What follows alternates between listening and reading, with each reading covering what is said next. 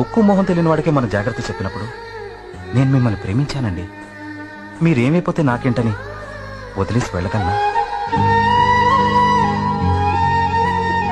Sudden గా కాలు విరిగిపోతే support కి స్టిక్ తో నడుస్తాం. కాలు బాగుపడగానే ఆ స్టిక్ తీసి దూరంగా విసిరేస్తాం. అలాగే నేను మీకు ఇన్నాళ్ళు ఒక స్టిక్ లో ఉపయోగపడ్డాను. ఇక ముందు మీకు నా అవసరం ఉండదు.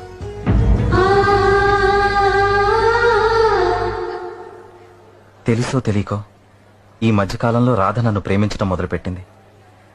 ఆ రోజు ఓ డబ్బున్నవాడు పెళ్లి కొడుకుగా దొరకగానే మీరు నన్ను కాదని అతనితో వెళ్లిపోయారు. మీకోసం రాధ గుడ్ బై చెప్పి ఆ రోజు మీరు చేసిన అదే తప్పు నేను చెయ్యాలా?